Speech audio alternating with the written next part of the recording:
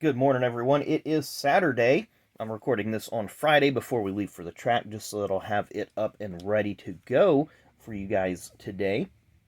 So anyway, Thursday night went really well. My wife started her race.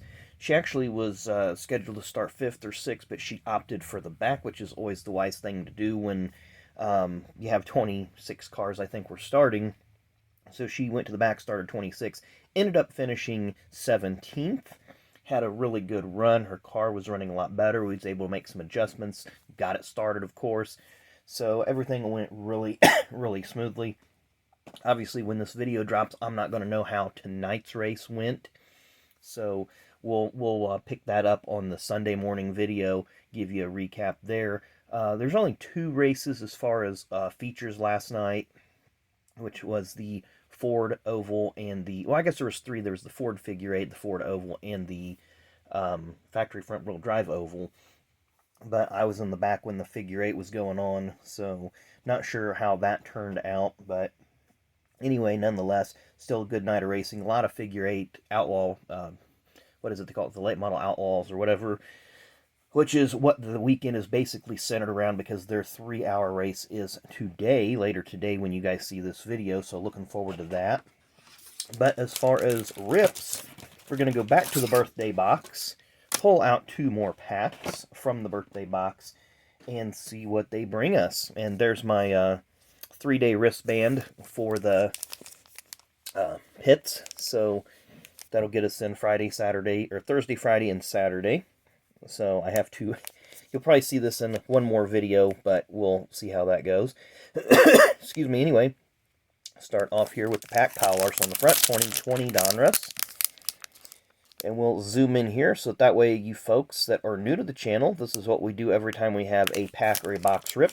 We look at the print runs, which is what Panini puts on it. The other companies will put odds. So it might say, Panini will say a certain card is numbered from either 1 to 199 or 599 or whatever. Odds obviously state, well, you can pull this particular card 1 in every 36 packs on average. So we'll just say that. So we're going to start off with Drew Dollar, 81 baseball throwback.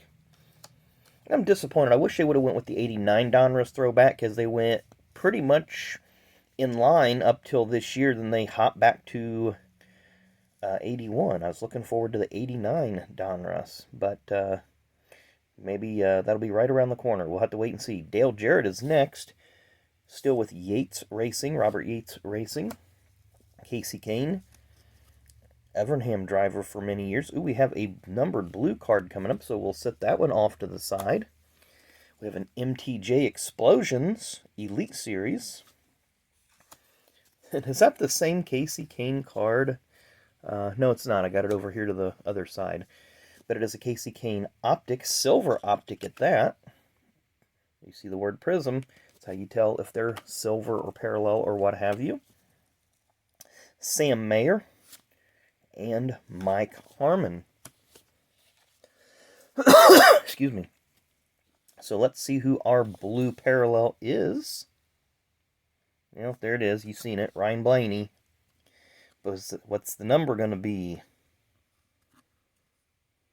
Number is going to be 165 out of 199. I was hoping, since we at least ruin it by exposing the name, that maybe we would have got a door number, but still a nice blue parallel there. Ryan Blaney. We'll have to see how he does this year in the playoffs. As he's the only driver entered in the playoffs that does not have a win. And if Kurt Busch would not have withdrawn himself from the playoffs, then Blaney wouldn't even be attempting the playoffs. Now, I'm wondering if, because I've not looked at owners' points, because they didn't withdraw the 45's owners' points, so I'm wondering if the 12th team got eliminated from the owners' playoffs. So we'll have to wait and see on that one. I've not really looked into that real closely. Dale Jr. starts off pack number 2 during his time at Hendrick Motorsports. Brett Holmes, ARC Series regular. Looks like he's got his Truck Series uni on there.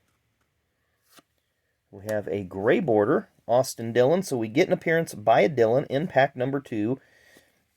cleverly disguised as the gray parallel. A few of you pointed out when I've missed the gray parallels, especially in the Race Kings, they just blend right in, but that card looks really nice with the red and gray.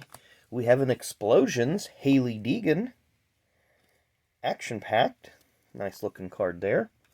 We have an Optic of Kevin Harvick, Race Kings, Myatt Snyder.